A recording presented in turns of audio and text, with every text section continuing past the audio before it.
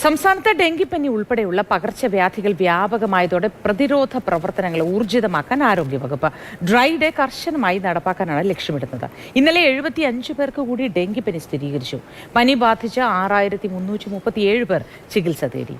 TS ഹരീഷാണ് ഇതിന്റെ വിശദാംശങ്ങൾ നൽകാനായി. Hari, good morning.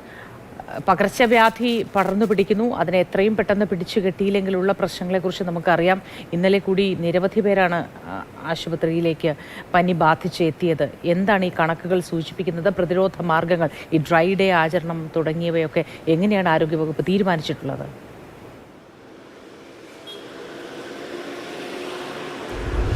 മോദി, പനിപ്പേടി മാറിയിട്ടില്ല. അതായത് ഇതിപ്പോൾ പകർച്ചവ്യാധികളുടെ ഒരു സമയമാണ്. അപ്പോൾ അതിനെ എങ്ങനെ പ്രതിരോധിക്കാം എന്നുള്ള കാര്യങ്ങൾ പ്ലാൻ ചെയ്തുകൊണ്ടിരിക്കുകയാണ് ആരോഗ്യവകുപ്പ്. ഇപ്പോൾ പ്ലാൻ ചെയ്ത കാര്യങ്ങളൊക്കെ നടപ്പാക്കിക്കൊണ്ടിരിക്കുന്നു. അതിൽ ഒന്നാണ് ഈ ഡ്രൈ ഡേ എന്ന് പറയുന്നത്. അത് കർശനമായി നടപ്പാക്കാൻ തന്നെയാണ് ആരോഗ്യവകുപ്പിൻ്റെ തീരുമാനം. അത് മറ്റ് ജില്ലാ മെഡിക്കൽ ഓഫീസർമാർക്കും ആശുപത്രികൾക്കുൾപ്പെടെ നിർദ്ദേശം നൽകിയിട്ടുമുണ്ട്. ഇതിലേറ്റവും പ്രധാനപ്പെട്ട കണക്കുകൾ പറയുമ്പോൾ, അതായത് മെനിങ്ങാന്ന് നമ്മൾ പനിക്കണക്കുകൾ പരിശോധിക്കുമ്പോൾ ആ പനിബാധിതരുടെ എണ്ണമെന്ന് പറയുന്നത് 10,000-ന് മുകളിലായിരുന്നു. 10,000-നും 13,000-നും മുകളിലായിരുന്നു എന്നുള്ളതാണ് വളരെ പ്രധാനപ്പെട്ട കാര്യം. പക്ഷേ ഇന്നലെ വൈകിട്ട് വന്ന കണക്കിൽ 7,000-ൽ താഴെയാണ് പനിബാധിതരുടെ എണ്ണമെന്ന് പറയുന്നത്.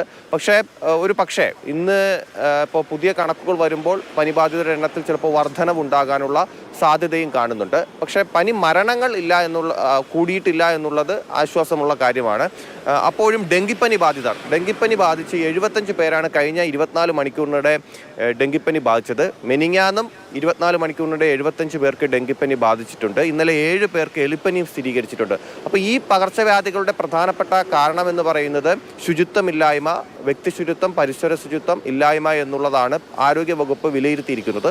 സ്വാഭാവികമായിട്ടും ഡ്രൈ ഡേ കർശനമായി നടപ്പാക്കേണ്ടിയിരിക്കുന്നു. അതുകൊണ്ടാണ് വെള്ളി, ശനി, ഞായർ ദിവസങ്ങളിൽ ഡ്രൈ ഡേ കർശനമായി നടപ്പാക്കാൻ. വെള്ളിയാഴ്ച ദിവസം സ്കൂളുകളിൽ ഡ്രൈ ഡേ ആചരിക്കണം. ശനിയാഴ്ച ദിവസം ഓഫീസുകളിലും സ്ഥാപനങ്ങളിലും ഡ്രൈ ഡേ ആചരിക്കണം.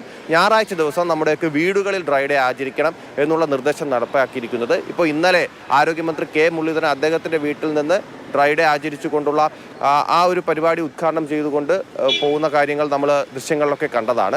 സ്വാഭാവികമായിട്ടും എല്ലാ ആഴ്ചയും കർശനമായി നടപ്പാക്കുക എന്നുള്ളതാണ് ആരോഗ്യവകുപ്പ് പകർച്ചവ്യാധിയെ പ്രതിരോധിക്കാൻ വേണ്ടി എടുക്കുന്ന വളരെ കർശനമായ ഒരു തീരുമാനം, ഇപ്പോഴത്തെ ഒരു തീരുമാനം എന്ന് പറയുന്നത്.